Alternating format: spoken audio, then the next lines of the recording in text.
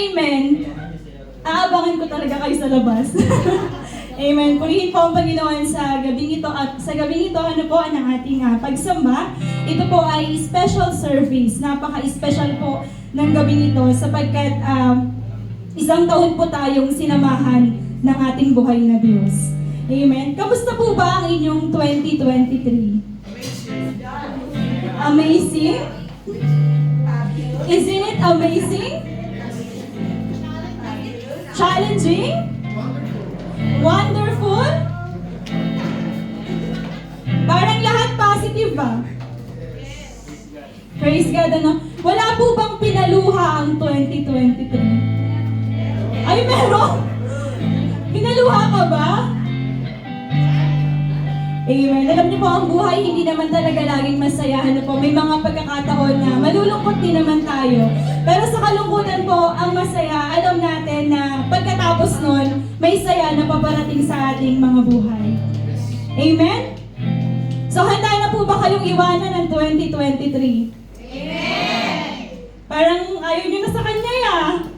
Kanina lang sabi niya, blessed kayo, pero ngayon handa na. Naalala ko, natakot kayo hindi mag-amen? Amen. So, meron pa po tayong 50 minutes. Ano po na pagsasalu-saluhan bago po nating tuluyang iwanan ang 2023. Amen. Handa na po tayo sa 2024? Amen. Amen. So, purihin po ang Panginoon. Last year po, balikan natin. Ano ba yung theme natin itong year na to? A year of divine turnaround.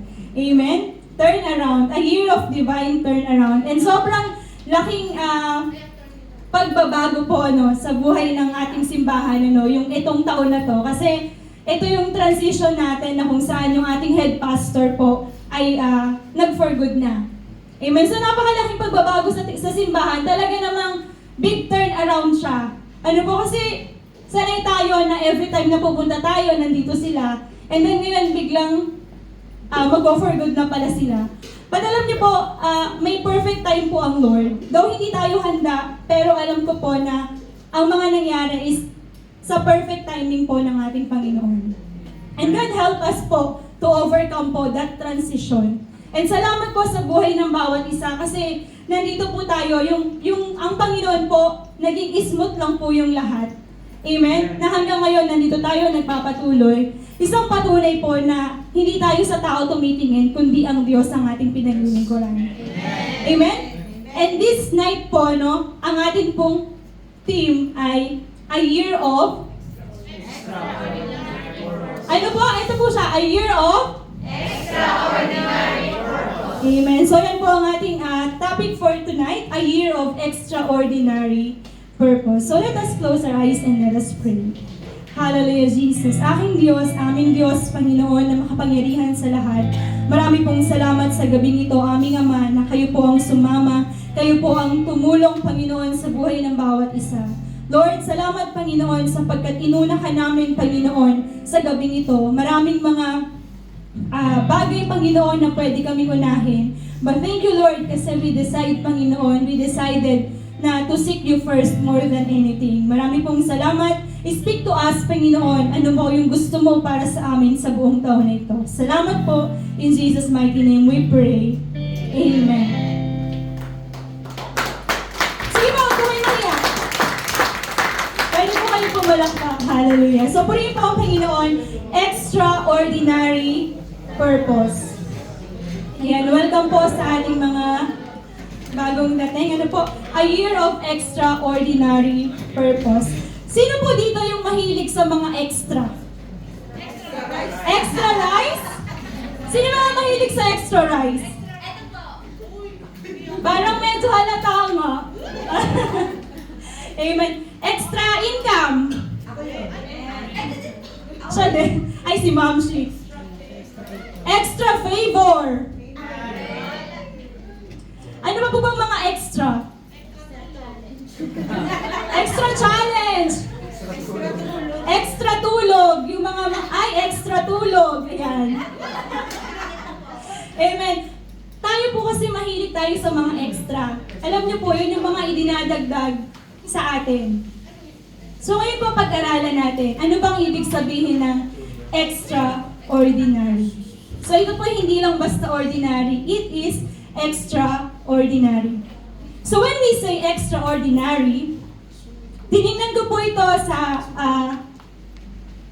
dictionary, ano po, sabi dito, very unusual. Hindi pangkaraniwan, ano po, remarkable and surprising. So pag pala sinabi natin extraordinary, hindi pala siya yung pangkaraniwan lang. So kapag may nagsabi sa'yo na extraordinary ka, o halimbawa si Mami siya, may nagsabi sa kanya na, Sharon is an extraordinary woman. Ay, kinikinig. Amen. Extraordinary means hindi pangkaraniwan. Remarkable, kakaiba, nag-iiwan ng mark. Nag-iiwan ng marka. Amen. Tayo ba yung buhay natin, masasabi ba natin na extraordinary? Amen. Yung kapag may nakakita sa'yo, may nakasalubong sa'yo, nakikita yung glory ng Lord?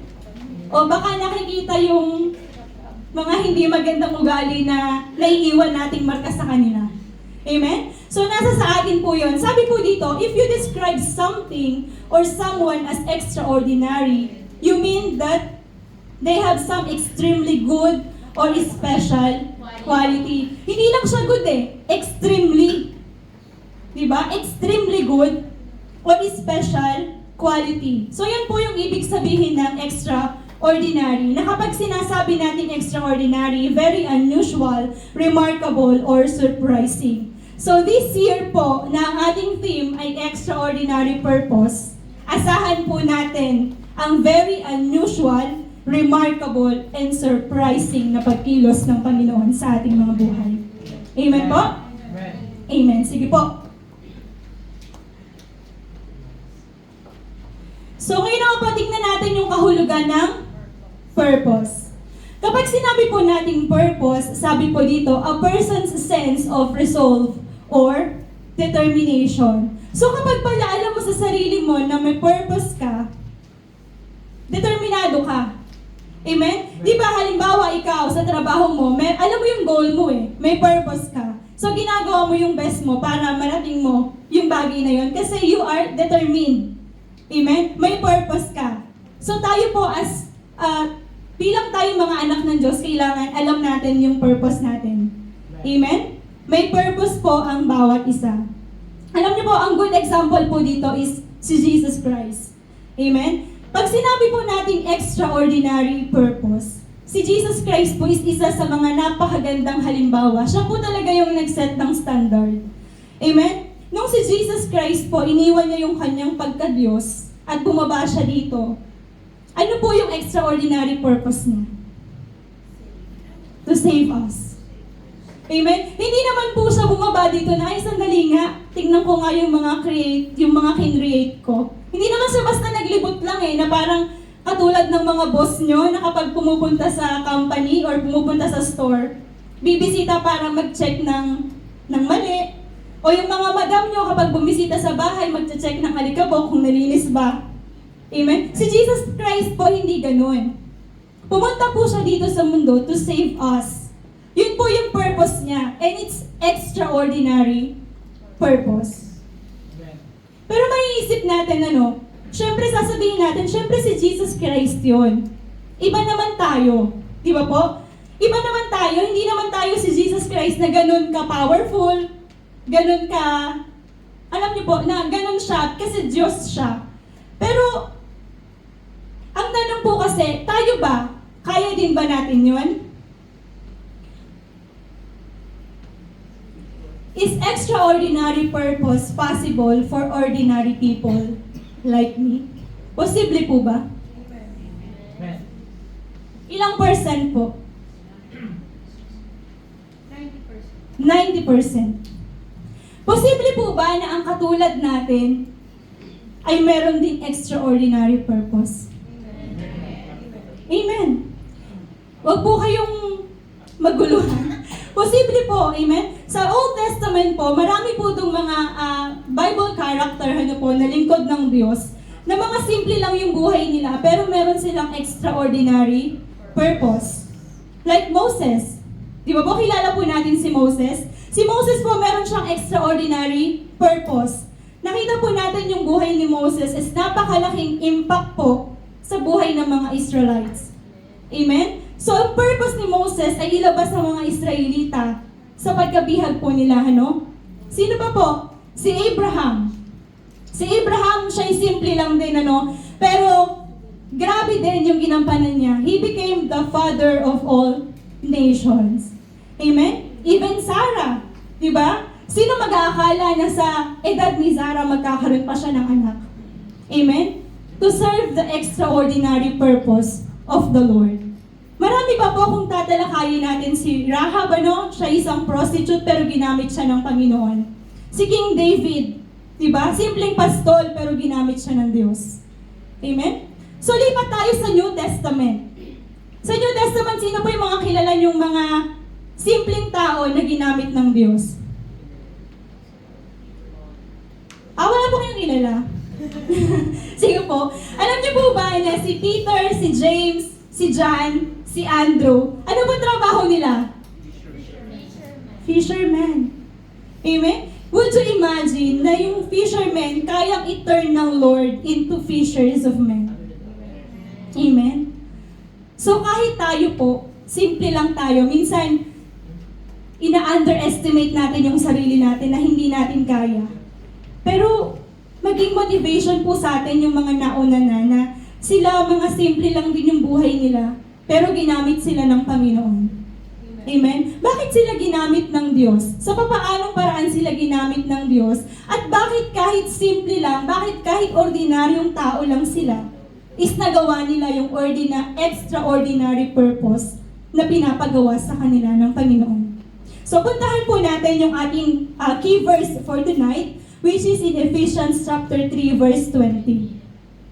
Sabi po dito, now to Him who is able, can you all say able? Able. Yung malakas nga po? Able. Amen. Now to Him who is able to do immeasurably more than all we ask or imagine according to His power. Can you all say power? Power. Wow, grabe sa power. Kaya si Kaya, praise God. That is at work.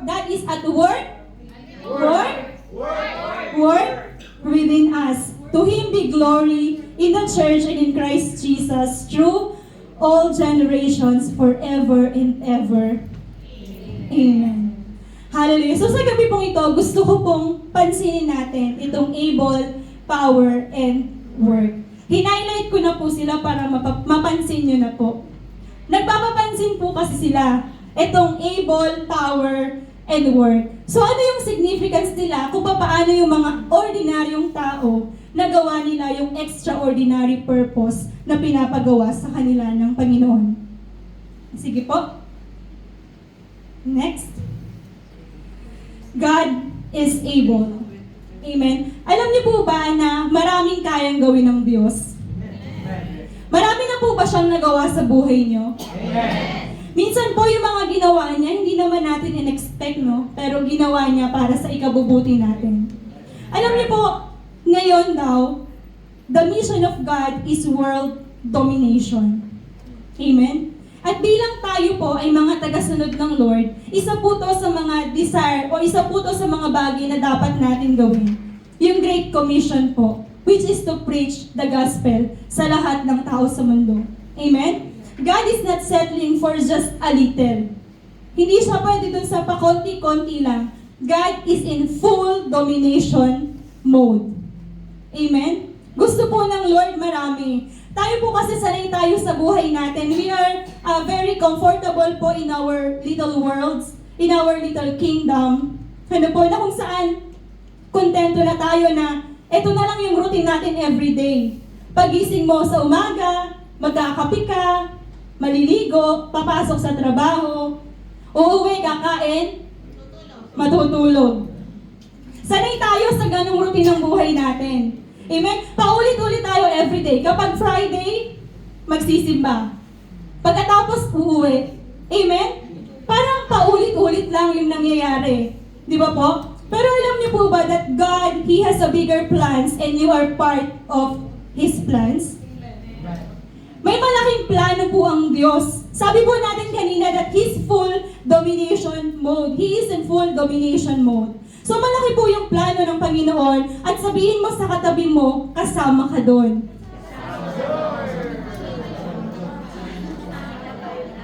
Amen? Kasama po tayo sa purpose, sa extraordinary purpose ng Panginoon sa ating mga buhay. At alam niyo po, ano man yung pinaisip niyo, ano man yung mga bagay, lagi po nating tandaan that God, He is able. Kaya ng Diyos. Minsan sinasabi natin, ay hindi ako pwede dyan kasi mahiyain ako. Hindi ako pwede dyan kasi hindi ako matalino. Hindi ako pwede dyan kasi hindi ko alam pa yung mga nasa Bible. Pero alam niyo po, kahit hindi po tayo able, God is able po. And He qualifies the call. Kapag tinawag ka ng Panginoon, sasamahan ka niya, tuturuan ka niya. Amen? Ano pa po yung mga nangyari? God is powerful. Amen. So, God is powerful. Pag sinabi pong God is powerful, siya po ay makapangyarihan. Alam naman po natin kung gaano kamakapangyarihan ng Diyos. Amen? Nabago nga niya yung buhay natin eh. Salamat po sa dalawang nabago yung buhay. Amen. Nabago niya yung buhay natin. Parang hindi po kayo convinced. Alam niyo po ba, yung taon magbabago na? Eh kayo ba? Nagbago na ba? Eh baka mamaya, buti pa yung taon magbabago na, pero ako, hindi pa. Amen. Pero ang Diyos po, araw-araw, patuloy na tayo babaguhin. God is powerful. Do you still remember po the reason kung bakit kayo nagpunta ng Oman? Amen. Di ba po sabi natin, 2 taon lang, mag-iipon lang ako, tapos uuwi na din ako ng Pilipinas. Ilang taon na po kayo dito ngayon? 18 years! May mas mataas na po ba sa 18 years?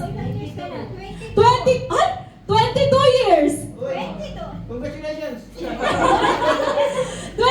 years na po! Ang plano nyo rin po ba dati ay 2 years lang? Scam po ba ngayon, ano? Kasi ako dati yung din plano ko, sabi ko 2 years lang, mag-iipon lang talaga ako. Resibo lang po yung naiipon natin dito, no? Hindi tayo makaipon ng malaking halaga kasi nandito pa rin tayo magpahanggang sa ngayon. But alam niyo po kung bakit? May purpose po. Amen, may purpose. Kung nagpunta ka dito ang nasa isip mo at ang mindset mo is mag-iipon ka, nagpunta ka dito to provide. Tama po? To provide for your family. So, ang purpose mo, to provide. Pero ang extraordinary purpose ng Lord, makakilala ka sa Kanya at gamitin ka niya. Sino po dito yung mga dito lang nakakilala sa Oman? Amen? Would you imagine, gaano ka makapangyarihan ng Diyos na yung purpose mo na magtrabaho lang to provide, tinurn ng Lord to extraordinary purpose na habang nagtatrabaho ka, nakakapag-provide ka, nakakilala ka sa Kanya, at ginagamit ka ng Panginoon. Is God powerful? Amen. Meron pong may sakit sa pamilya. Kapag po may sakit sa pamilya, syempre sinong hinihingan? Yung mga nasa abroad din, ano po? So merong may sakit sa pamilya nyo, ang sasabihin niya sa'yo, pahingi naman ng ganito kasi may sakit siya. So ang purpose mo, since ikaw yung nagtatrabaho sa ibang bansa, kahit wala ka pang sweldo, kahit wala ka pang pera, syempre, magpapadala ka pa din. Para yung may sakit ay may gamot. Amen? Yun yung purpose mo. Pero anong purpose ng Lord? Ano ang extraordinary purpose dun sa scenario na yun? Ipagpe-pray mo siya. Amen? Minsan, nakikita lang natin yung purpose natin. Alam niyo po, pero kung i-wide natin yung ating pag-iisip sa pag-iisip ng Lord at sa purpose ng Lord, makikita natin yung extraordinary purpose. Amen? So ikaw, ang purpose mo lang, makapagpadala, makahanap ng pera para maipagpadala. Pero ang extraordinary purpose pala doon, bukod sa nakapagpadala ka, is pwede mo siyang ipanalangin. And God is our Jehovah Rapha. Amen? Kaya pong magpagaling ng Panginoon. Sa trabaho, sino po dito yung mga na-promote? Hindi naman po kami magpapalibre. Si Kay. Promotion is on the way. Amen. Praise God. Hindi lang pala si baby yung on the way, pati promotion. Amen. Sa trabaho po natin, Sa trabaho natin, bakit tayo nagtatrabaho? Ano yung purpose natin? Di ba para ma-promote, para kumita ng pera at nang may maipadala. Amen? Pero ano po yung extraordinary purpose ng Lord? Bakit ka nandun sa trabaho mo? His extraordinary purpose is para mag-serve kang light sa company nyo. Amen? Hindi ka lang dinala doon ng Panginoon dahil para sumweldo ka, para magtrabaho ka, kundi dinala ka doon para maging liwanag sa mga katrabaho mo. Amen? Maging blessing sa kanila. Ang tanong po, baka hanggang ngayon hindi pa alam ng mga katrabaho mo na ikaw pala ay lingkod ng Diyos. Sinisikreto niyo po ba? Hindi naman. Amen? So yun yung extraordinary purpose. Every Friday, bakit tayo nagsisimba? Anong purpose natin? Ang purpose mo ay magsimba kada Friday. Kasi bawal kang umabsent. Kasi feeling mo, hindi kompleto yung Friday or yung buong week kapag hindi ka nagsimba. So your purpose is magsimba. But the extraordinary purpose is magsimba ka ng may kasamang kaluluwa. Kaluluwa na kaya mong dalhin sa Panginoon. Hindi po yung ibang kaluluwa na iniisip niyo, wala pong ganun. Amen? Kundi souls po na naghahanap para po sa Panginoon. Nakukuha niyo po ba? May purpose ka sa paningin mo, pero there's an extraordinary purpose na gustong ipakita sa iyo ang Diyos. Amen? So this 2024, linawan po natin or lawakan po natin. Itanong natin palagi sa Lord, Lord, sa bagay na to, ano ba yung purpose mo? Amen? Next po. God is at work. Alam niyo po ba yung kantang Waymaker? Di ba sabi dun sa bridge, even when I don't see it, you're working. Even when I don't feel, you're working. Pero minsan nararamdaman po ba natin na parang tahimik ang Diyos? Yung parang kahit feeling mo ang bigat-bigat na ng pinagdadaanan mo, ang bigat-bigat na ng mga pagsubok sa buhay mo, pero bakit parang nandun ka pa din? Bakit tahimik pa din ang Panginoon? Bakit hindi mo maramdaman na kumikilos ang Diyos? Amen? In order to see God at work, you have to get in the game. Amen? So para makita mo yung pagkilos ng Diyos, kailangan tumawag ka sa Kanya. Amen? Hindi pa pwede na inaabangan mo yung isang bagay, hindi pa pwede na nag-aantay ka ng salary, pero hindi ka naman nagtatrabaho. Amen? Hindi din naman pa pwede na nag-aantay ka ng delivery, wala ka namang ino-order. Amen? So kailangan you have to be in the game. Amen? Kung gusto mo ng pagpapala mula sa Diyos, kailangan nandito ka sa presensya ng Panginoon. Amen? Kailangan tumatawag at humihingi ka sa Kanya. Amen? God is at work. Tayo po ba? Baka panay si Lord lang yung pinagtatrabaho natin, pero wala tayong ginagawa para sa Kanya. Amen? So kung itong 2023 po, wala tayong masyadong nagawa para sa Diyos, itong padating na 2024 po, marami tayong pwedeng gawin sa Panginoon, marami tayong pwedeng gawin sa simbahan, not just ordinary, but extraordinary purpose mula sa Diyos. Amen? Kung mga ganun po yung nararamdaman natin, na parang alam naman natin that God is able, alam naman natin that God is powerful, alam natin that God is at work, pero bakit parang it seems so hard? Amen? But why it seems so hard? Nahihirapan din po ba kayo minsan? Kasi marami po tayong purpose eh. Amen? Minsan iniisip natin, bakit yung purpose ko sa family ko? Bakit yung gusto kong mangyari sa pamilya ko? Bakit hindi ko pa rin nagagawa magpahanggang sa ngayon? Ilang taon na ako sa Oman, bakit yung purpose ko para sa kanila, nananatiling yun pa din hanggang ngayon?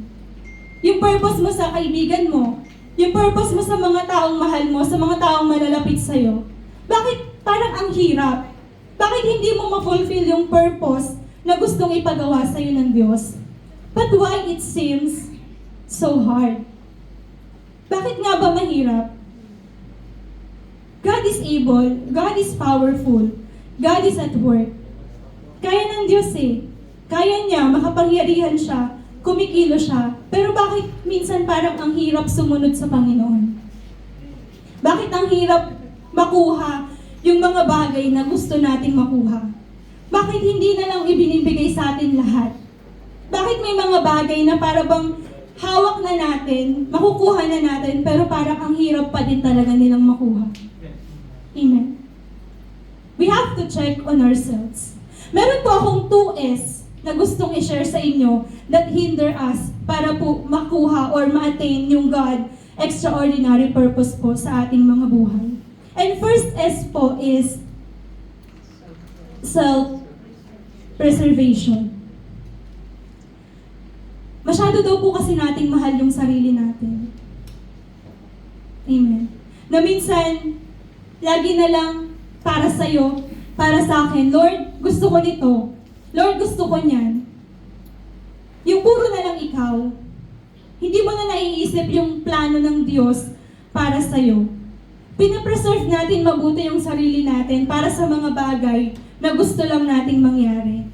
Amen? Self-preservation. Sabi po ng Matthew 16, verse 24 to 25, Then Jesus said to His disciples, Whoever wants to be my disciple must deny themselves and take up their cross and follow me. For whoever wants to save their life will lose it, but whoever loses their life for me will find it. Sabi dito, we must deny themselves. Amen. Tayo po ba, gaano po ba natin dinideny yung sarili natin when it comes in serving the Lord?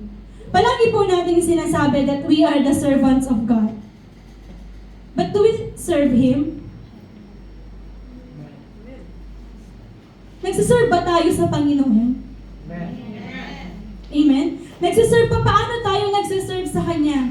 Ang sabi dyan, self-preservation. Hindi gusto ng Diyos na yung tira-tirang oras lang natin yung binibigay natin sa Kanya. Hindi gusto ng Panginoon na yung tira-tirang lakas lang natin yung binibigay natin sa Kanya. But ang gusto ng Lord is yung the best. Amen? He is a jealous God. Sabi niya sa Kanyang mga salita. At gusto niya siya yung inuuna natin. Diba? Pangako niya, seek ye first the kingdom of God and His righteousness, and all these things shall be added unto you. Hindi naman sinabi na unahin mo muna yung mga mundo, unahin mo yung trabaho mo, unahin mo yung ganito, unahin mo yung ganyan. At saka mo na lang ako isunod. Amen? Hindi po ganun eh. Ang sabi ng Diyos, sabi po ito ng salita ng Diyos, seek ye first the kingdom of God. Baka kaya hindi natin masunod, baka kaya napakahirap para sa atin na magawa yung purpose natin sa buhay. Kasi nandun tayo sa self-preservation, nakakulong tayo sa self-preservation. Na ako muna Lord. Ang Lord naman maunawain, lagi nating sinasabi. Pero ano yung kaya nating ibigay? There's a lot of you that you can offer to the Lord. Amen. Amen? Alam niyo po, sabi sa akin ni Ate Jenny, nakachat ko kasi siya. Sabi ko kasi thank you Ate Jenny, kasi ang agay na dito nung Friday, nag-cut siya ng mga numbers. Sabi ko, salamat sa suporta, ganyan. Tapos sabi niya, wala man po akong pera, wala man po akong financial na ma-support. Pero kung ano po yung kaya kong itulong, is sabihan niyo lang po ako, willing ko pong itulong para sa gawain ng Diyos. Amen? We must deny ourselves. Hindi po pwede po na palagi lang tayong, Lord, gusto ko nito. Yung receive lang ng receive. Amen? Kailangan nagbibigay din tayo sa Diyos. And being a servant of God, it requires your effort. It requires your time. Amen. Amen? Hindi yung tira-tirang effort, hindi yung tira-tirang lakas, hindi yung tira-tirang oras. Amen? Kundi yung oras para sa Diyos. Amen? We must deny ourselves and we have to give the sacrifice of praise. Amen? When we say sacrifice of praise, ito po yung minsan masakit ibigay. Yung minsan kahit nasasaktan ka pero nagpupuri ka sa Panginoon. Yung kahit malungkot ka pero nagpupuri ka sa Diyos. Amen? Yung ang bigat-bigat ng pinagdadaanan mo pero kaya mong magpuri sa Panginoon. Amen. Kasi dinideny mo yung sarili mo. Kasi ang gusto mo masunod yung will ng Lord, which is your sacrifice of praise. So ito po isang bagay na talagang nakakapaghinder po kung bakit hindi tayo makapagpatuloy dun sa purpose or extraordinary purpose po ng ating Diyos sa ating mga buhay. And this 2024, siguro po, mas unahin natin yung Panginoon. Amen. Amen? This 2024, ano man yung mga bagay na nagpapahirap sa atin, kapag inuna natin ang Diyos, magiging madali lang po siya. Amen. Amen? Yung self-preservation, alisin natin. Amen? Ibigay natin yung para sa Panginoon. Ibigay natin yung karapat-dapat para sa Panginoon. Kasi ilang taon ka na? Ilang taon ka nang Ilang taon na po kayo, Brother Larry? 44. 44. Diba? 44 years na siyang pinagpapala ng Lord. Amen? At may bago siyang blessing dyan sa labas.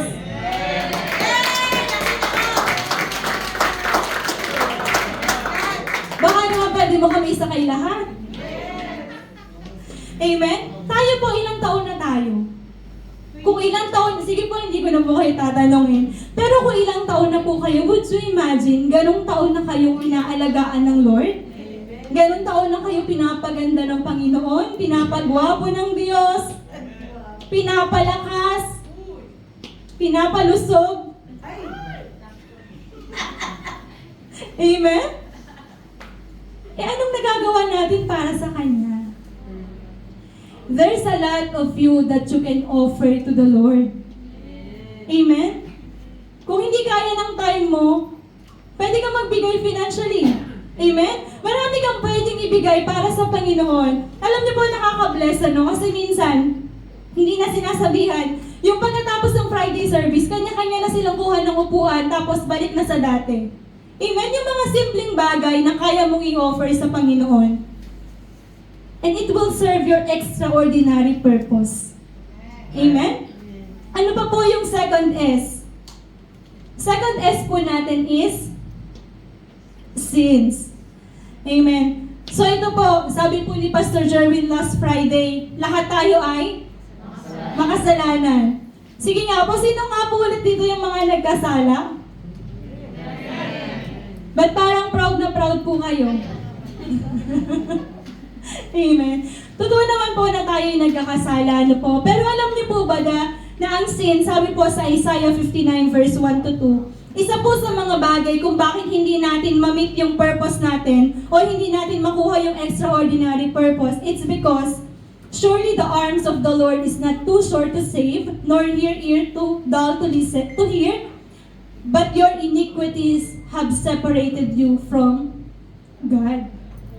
Yung ating palang mga kasalanan yung naghihiwalay sa atin sa Panginoon.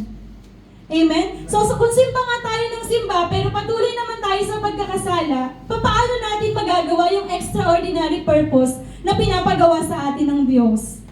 Amen? Sabi dito, your iniquities have separated you from God. Sabi po ng Bible, no one can separate us from the love of God, nor hardship, mga pagsubok, kaya natin yun Mga bagay na hindi natin inaasahan, kaya natin yun. Hindi yun mahihiwalay sa atin. Hindi nun maihiwalay tayo sa Diyos. Pero alam niyo po yung nakapaghihiwalay sa atin sa Diyos? Kasalanan. Amen? Sabi niya, hindi bingi ang Diyos para marinig ang ating mga panalangin at hindi maigsi ang kanyang kamay para tayo'y abutin. Pero ang ating mga kasalanan ang nagse-separate sa atin sa ating Panginoon. Amen? Kasi minsan, hindi natin maranasan that God is able because you are drowning in your sins. Amen? Nalulunod ka na sa kasalanan mo. minsan unnoticedly, mga napapansin mo na lang, mga alam mong bagay na ginagawa mo pa din. Amen? And this 2023, gusto po ng Diyos na ano man yung mga pagkukulang natin, ano man yung mga kamalian natin, iwanan na po natin sa taon na ito. Amen? At para po makalipat tayo at magampanan natin yung extraordinary purpose na ibibigay sa atin ng Diyos, pwede ko po bang ma-invite ang music team? Kailangan po nating maranasan ang presensya ng Panginoon at patuloy na iwanan yung mga bagay na nagpapahirap sa atin. Alam niyo po, ang isang manlalaro, bago po sila tumakbo, iniiwanan po nila yung mga mabibigat. Si David po, kung bakit po niya natalo si Goliath, kasi hinubad po niya yung mabibigat sa katawan niya. Amen. So sa gabi po ito, tayo pong lahat ay tumayo.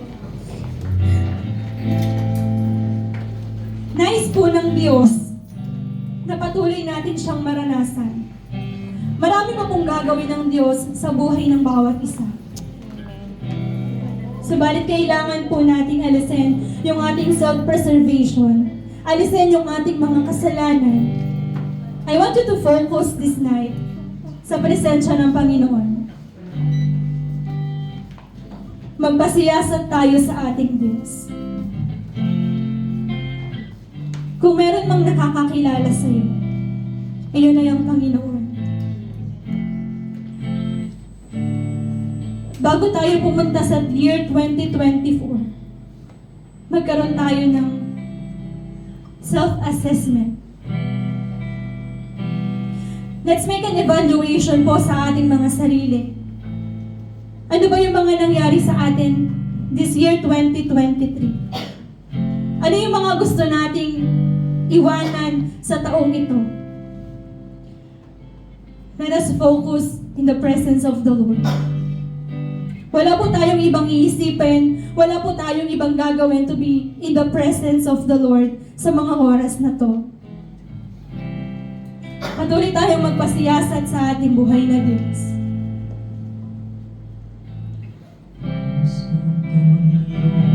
Kausapin po natin siya. Take this opportunity na sabihin sa Diyos ang lahat ng laman ng puso mo. Sabihin mo sa Kanya ano yung mga gusto mo. Sabihin mo sa Kanya ano yung mga nagpapahirap sa'yo. Sabihin mo sa Kanya ano man yung mga lihim mo na hindi mo kayang sabihin sa iba. Ang Diyos po, sa mga oras na to ay patuloy na nakikinig. Come on, church. Hallelujah. Magpasiyasat po tayo sa Diyos. Napakadaming magandang plano ang nais ibigay sa iyo ng Panginoon. Not just an ordinary purpose, but extraordinary purpose sa susunod na taon. Hallelujah.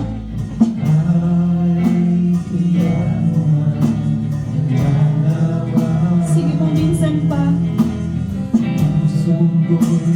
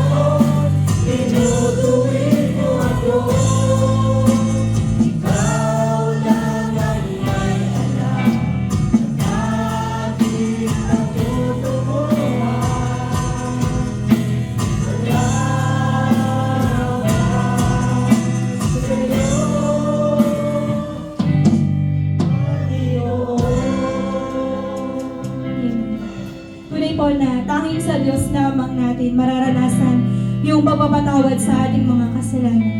And napakahirap po para sa atin na patuloy na magpatuloy sa 2024. Mas madali po na iwanan natin yung mga pagkakamali, mga pagkukulang po, mga kahinaan na paulit-ulit tayong sinaktan ngayong taon.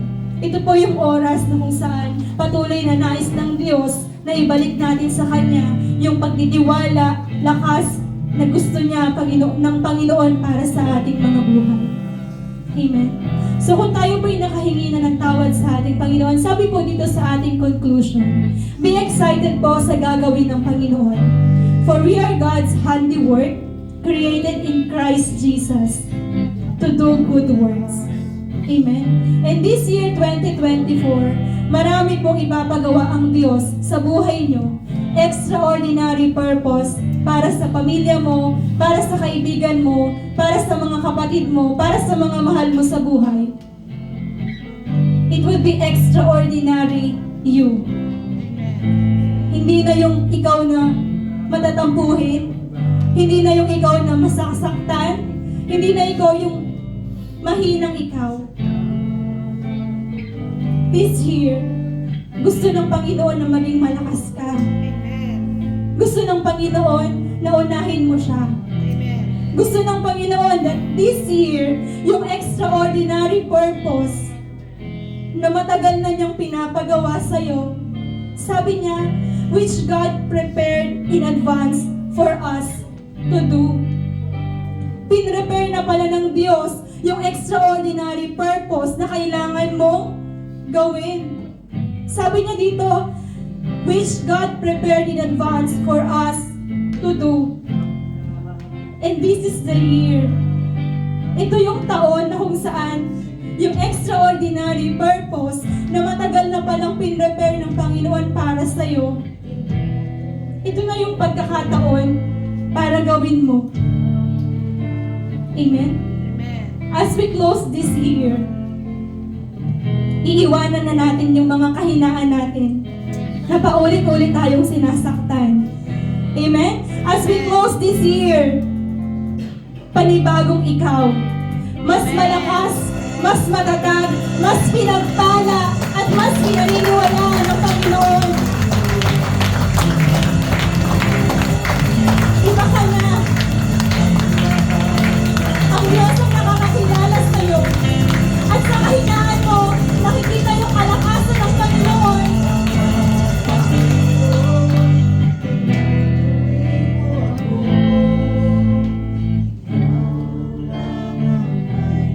Marami pang gustong gawin ng Panginoon sa buhay ng bawat isa. At sisimulan natin yun ngayon. Hallelujah, Jesus. Can we invite Sister Sharon and Sister Juliet po to distribute our candles? So we still have 5 minutes po. Bago po tayo mag-countdown. Ito po yung yearly na ginagawa ng ating simbahan na dinidistribute natin po yung candles and God's promises.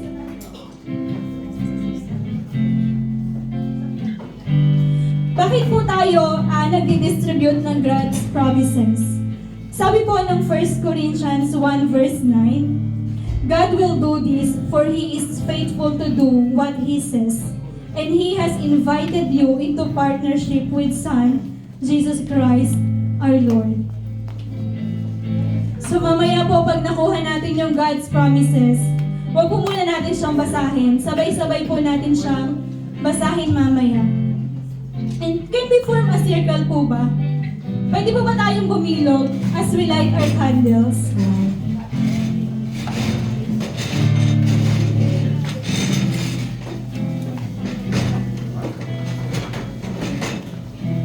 Sige po.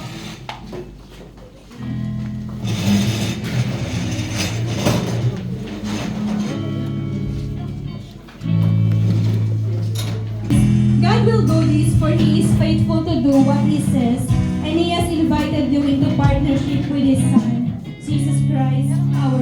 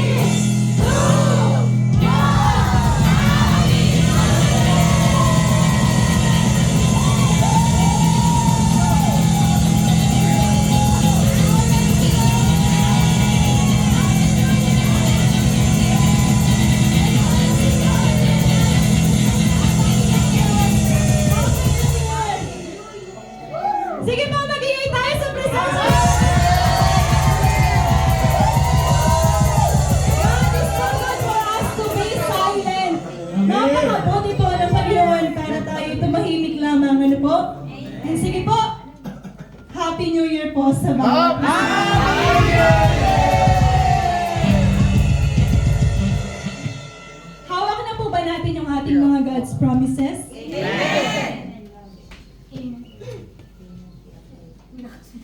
So ito po yung pangako ng Panginoon para sa buhay natin this 2024. Amen? At sabay-sabay po natin siyang babasahin na may pagtitiwala sa Diyos.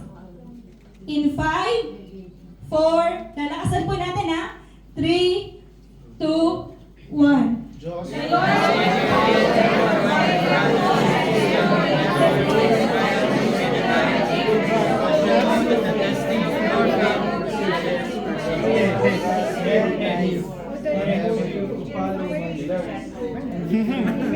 Amen. Sige po, pwede na po natin patayin yung ating mga kandila. Amen. Praise God. Happy New Year po sa bawat isa. Hallelujah. Hallelujah. Praise. The right praise.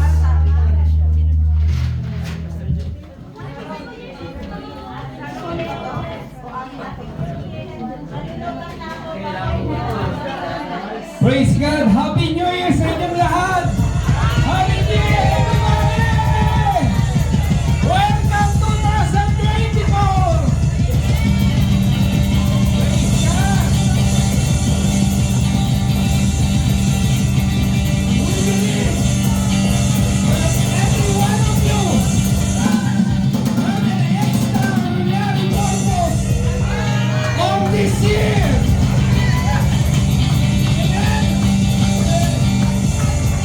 So God is able. God is working with us.